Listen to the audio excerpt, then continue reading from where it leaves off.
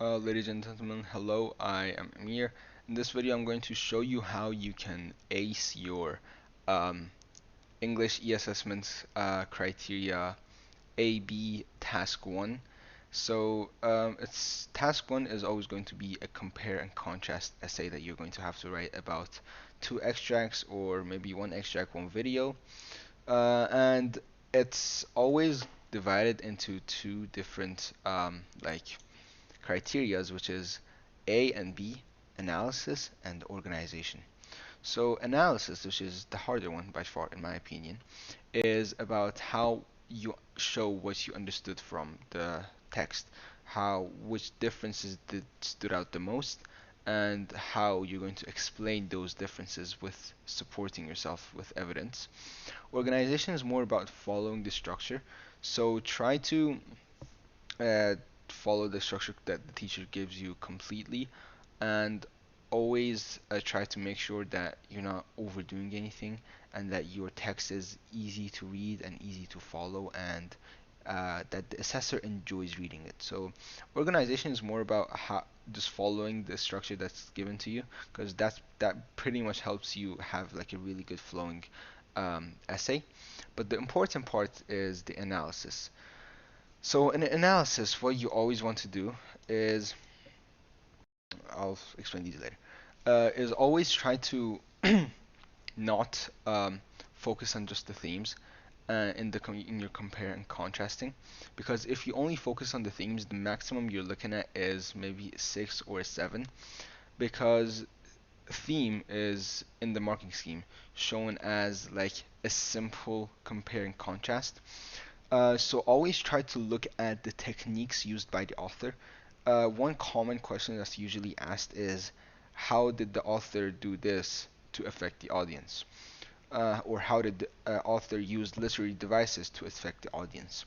So what I would do is I will follow these two steps to find those techniques that the author used, and then be able to analyze it with just these two steps, which are feeling and bank. So these two steps help you connect emotionally to the text first, and then organize your ideas like clearly.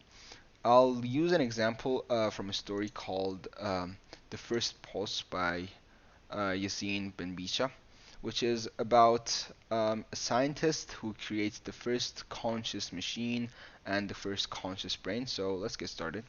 So the first part, which was feeling, is how when I first read the first pulse, how I felt about it. So I'll just zoom out a little bit. So if you want, you can pause and read the story. I'm not gonna read it because it's gonna take too long. It's not gonna take too long. I just don't want to waste the video time. So when I first read, so I'll give you 3, 2, 1 if you want to pause. So when I first read First Pulse, I felt fascinated at the beginning, where he was explaining how he made it, excited about the idea of creating something so exciting and amazing. But then, as the story continued, I started to feel nervous and even scared sometimes, because the machine started learning and adapting on its own, and it was becoming stronger than the humans that actually created it. So here's the tip. While you read, pause a little and note down any emotions that you can feel in the while reading it. So you can even just write a few words, like you read this part and you write like, "Oh, he's excited," or "Here he's curious," but then here he's nervous or scared. So you don't need long sentences at this point. Just have like a feeling tracker that you say, okay, this part made me feel like this. This part made me feel like this. So and one extra tip is that if your feelings change during the story, that's a big moment, because if like at first I felt excited but then in the end worried, that's so good because it shows that the author is creating tension or a twist with a tone shift. So be sure that when the like tone change happens, there is 100% going to be a key technique that you can point out. Here, in the first post, my feeling changed a lot from excitement to fear, and that was like a huge clue for me about what to focus on later. So now that I know what I felt during reading the paragraph, I talk about bank, the how I'm going to explain what I felt. So now that I know what I feel, I need to collect evidence from the text that created those feelings. So I called this like thing the bank, which is like a storage place for all of like the useful examples. So you have tried to memorize these seven key techniques that are 99% of the time used in the extracts given. Imagery, symbolism, tone, personification, repetition, setting, sentence structure. Even more, you can have metaphors, irony, and stuff like that. But try to keep these seven always in your mind. And pick out the technique or quote that made you feel like a certain way, that you felt like it was special. So pick out a certain spot, like I'll pick out this spot because I felt like it was quite a special one.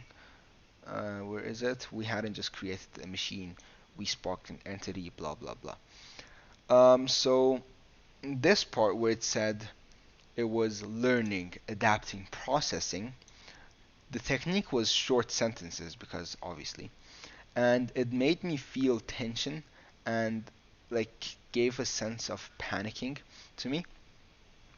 So I can say, okay, the author used short sentences to affect the audience by building tension and causing fear and panic to happen.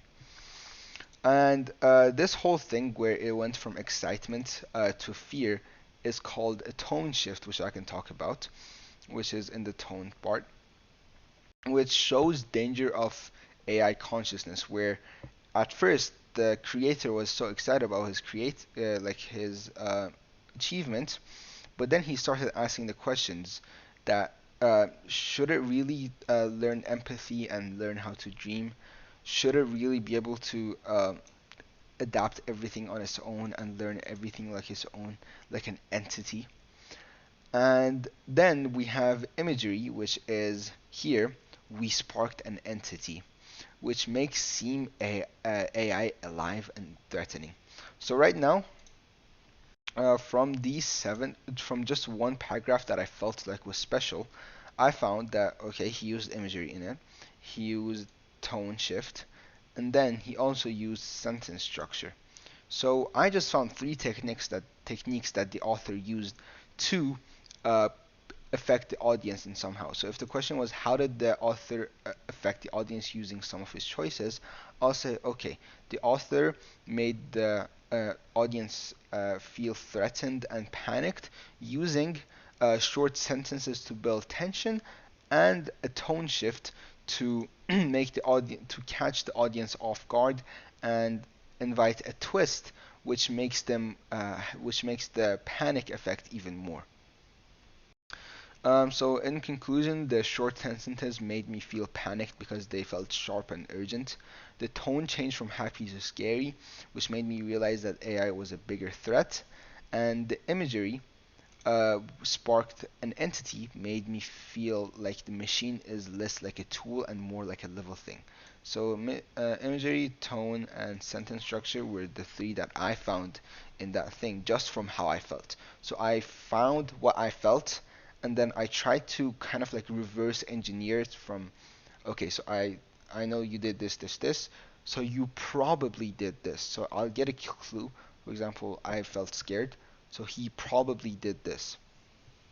And why is it useful? It's because when you write your analysis later, you can just pull examples from this bank. Like it saves you time, it makes your paragraph stronger, and it connects your emotions to real.